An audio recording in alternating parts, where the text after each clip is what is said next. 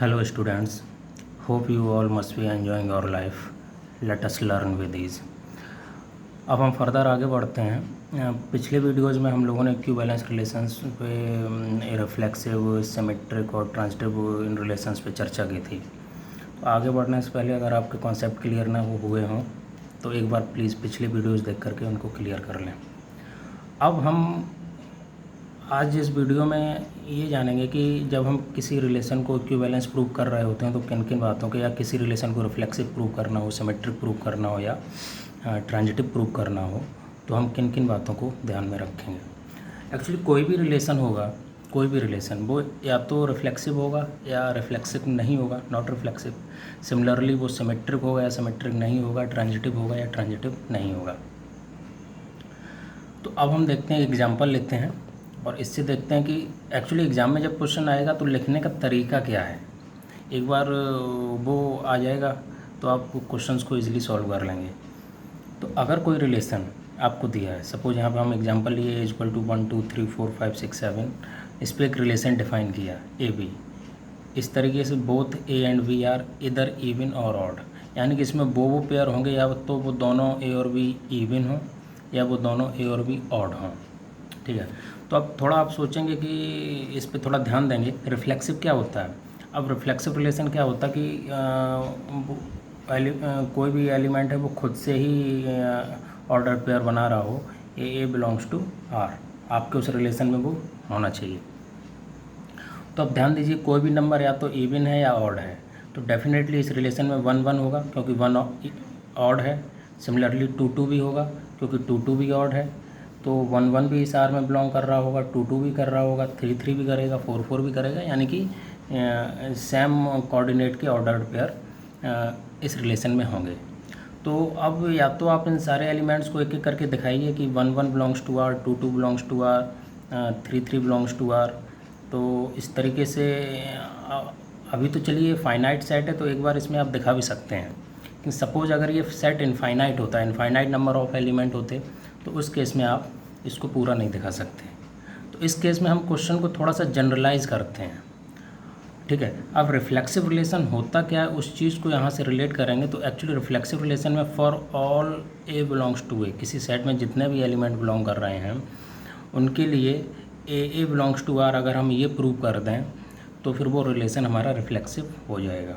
तो सिमिलरली यही है कि for all A belongs to A is either even और ऑड, यानी कि इस A में जितने भी एलिमेंट हैं वो या तो इवन हैं या ऑड हैं। तो इसका मतलब क्या हुआ कि वो पेयर A खुद के साथ ही, कोई भी एलिमेंट खुद के साथ ही ऑर्डर पेयर बना रहा होगा, यानी कि A belongs to R for all A belongs to you can prove. तो hence R is reflexive. Actually जो रिलेशन आप प्रूव करेंगे वो हार्डली 3 से 4 5 लाइन में ही प्रूव हो जाएगा। ठीक है, और हमेशा आप ध्यान देंगे कि रिफ्लेक्सिव को जब भी आप प्रूव करेंगे, आप जो रिलेशन यहाँ पे लिखा है ना, ये इस पर ध्यान देंगे कि क्या लिखा है, क्या वो चीज़ इस पर। और सिमिलरली लिखने का तरीका भी वही होता है, आप थोड़ा गौर करेंगे। आगे for all A belongs to A लिखे हैं और यहाँ इसके आगे जो हमने लिखा है वो वही बात लिखी जो लगभग यहाँ लिखी होती है। तो आप क्वेश्चंस को सॉल्व करते समय वही उस पर अप्लाई करना होता है। तो for all A belongs to A is either even और ऑड। ठीक है, तो ये रिफ्लेक्सिव हुआ। सिमिलरली अगर कोई रिलेशन आपका नॉट रिफ्लेक्सिव हो, हम सेट सेम ही लिए हैं लेकिन इस पर एक दूसरा रिलेशन हम कोई डिफ़ाइन किए हैं, A and B are even, एक दूसरा रिलेशन हम इस पर डिफ़ाइन किए। अब जब आप यहाँ पे ध्यान देंगे कि रिफ्लेक्सिविटी आपको प्रूव करना है तो कैसे करेंगे, तो अब आप थोड़ा सा सोचेंगे कि अगर A और B इवन है तो इस ऑर्डर पेयर में, इस रिलेशन के अंदर उसका ऑर्डर पेयर आएगा। ठीक है, तो इसका मतलब क्या है कि 1 1 इसके अंदर नहीं आएगा क्योंकि वो इवन नहीं है। 3 3 का ऑर्डर पेयर भी इसमें नहीं आएगा, 3 3 must also not belong to R। 5 5 भी नहीं आएगा। क्लियर है?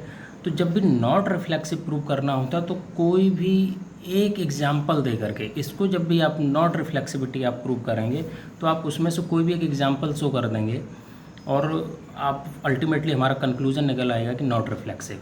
तो सिमिलरली सिंस 3 जो एलिमेंट है वो A में बिलोंग कर रहा है बट 3 इज़ नॉट इवन, तो इसका मतलब 3 3 का जो ऑर्डर पेयर होगा वो R के अंदर बिलोंग नहीं करेगा, तो R is not a reflexive relation. जब भी आपको प्रूव करना होगा रिफ्लेक्सिव तो आप थोड़ा सा जनरलाइज करके लिखेंगे, यानी कि एक जनरल आर्बिट्री एलिमेंट लेंगे ए, यानी कि वो सारे एलिमेंट को रिप्रेजेंट करेगा उस ग्रुप, और फिर उस पर आप प्रूव कर देंगे।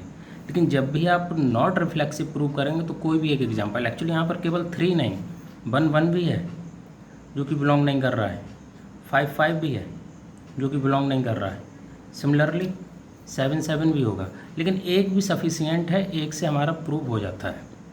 ऑलराइट, एक और फर्दर एग्जांपल देखते हैं तो उससे आपको थोड़ा और क्लियर होगा कि मैं कहना क्या जा रहा हूँ। जैसे कि यहाँ पर एक एग्जांपल लिया, let A be set of all polygons, यानी कि एक ऐसा सेट है जिसमें सारे क्या हैं, पॉलीगन है। ठीक है, यानी कि उसमें ट्रायंगल भी होगा, क्वाड्रिलेटरल भी होगा, पेंटागन भी होगा, हेक्सागन भी, यानी जितने भी आपके जितनी साइड्स के भी पॉलीगन बनते हैं, एन साइड्स के पॉलीगन, वो उस सेट के अंदर हैं। अब ये जो रिलेशन है ये एक इनफाइनाइट रिलेशन है। ठीक है, अब सॉरी सेट, ये जो सेट है ये एक इनफाइनाइट सेट है। ठीक है, अब इसके अंदर एक रिलेशन हमने प्रूव किया है कि वो P1 P2 पॉलीगन को रिप्रेजेंट कर रहे हैं, यानी कि दो ऑर्डर पेयर पॉलीगन के वो पॉलीगन होंगे अगर उनकी सेम नंबर ऑफ साइड हैं। ठीक है, तो वो पॉलीगन इस ऑर्डर पेयर के अंदर आ जाएंगे। सिमिलरली जैसे कि हमने यहाँ पे ये कुछ एक एग्जांपल हम आपको शो कर रहे हैं, तो एक इसको हमने अगर P1 नाम दिया, इसको हमने P2 नाम दिया, तो इसका क्योंकि ये दोनों ट्रायंगल है ना, तो P1 और P2 ये दोनों इस सेट के अंदर होंगे। ठीक है, क्योंकि दोनों में ही सेम नंबर ऑफ साइड है। ठीक, अब लिखने का तरीका क्या है फिर से, अब आप जब सोचेंगे ना तो कोई भी पॉलीगन खुद से ऑर्डर पेयर जरूर बनाएगा, क्योंकि दोनों में ही सेम नंबर ऑफ साइड खुद अपने इक्वल तो सेम नंबर ऑफ साइड होते ही। तो रिफ्लेक्सिविटी में हम क्या शो करते हैं, फिर से भाई लिखने का तरीका, यानी कि हम फॉर ऑल पे जाएंगे, यानी कि लिखने का एक तरीका ये भी होता है, let P be an arbitrary element, means यहाँ पे एलिमेंट का मतलब पॉलीगन से है, आप आर्बिट्री पॉलीगन भी लिख सकते हैं। Let P be an arbitrary polygon in A, यानी कि ए के अंदर कोई भी एक आर्बिट्री शब्द का मतलब एक तरीके से उस सेट के अंदर जितने भी एलिमेंट हैं उनमें से कोई भी, थोड़ा हिंदी में मतलब इसका देख लेना अपना डिक्शनरी में, तो यानी कि उस सेट में जितने भी एलिमेंट हैं उनमें से कोई भी हो सकता है, यानी कि एक तरीके से वो जनरल हो जाता है। जैसे कि अभी ये ऊपर लिखा ना, जैसे यहाँ पे for all A belongs to A, आप ऐसे भी क्वेश्चन को शुरुआत कर सकते हैं कि let A be an arbitrary element in A. ठीक है, तो अब P कोई भी एक आर्बिट्री पॉलीगन है तो डेफिनेटली P अपने साथ ही उसके दोनों के क्या सेम नंबर ऑफ साइड होंगे, तो इसका मतलब P का ऑर्डर पेयर R में बिलोंग करेगा for all P belongs to A, तो इसका मतलब क्या है, रिफ्लेक्सिव। ठीक है, अब मैं फिर से आपसे रिपीट एक बार फिर से कर रहा हूँ, आप सबसे पहले एक आर्बिट्री एलिमेंट कंसीडर करते हैं, उसका नेक्स्ट स्टेप जस्ट वही होता है जो इस रिलेशन में आगे डिफाइन किया गया होता है।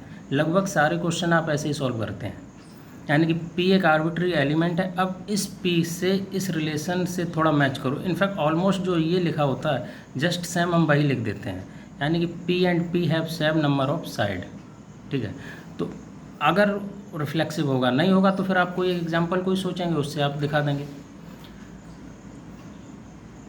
फाइनली आपने प्रूव कर दिया R इज रिफ्लेक्सिव। ठीक है, समझ रहे हैं ना। जैसे कि यहाँ भी हमने क्या किया, A कोई for all A belongs to A, यानी कि कोई भी एक आर्बिट्री एलिमेंट लिया ए में। अब इसके जस्ट नेक्स्ट हमने क्या लिखा, A इज़ इधर इवन और ऑड, ए कोई भी एक नंबर है वो या तो इवन होता है या ऑड होता है।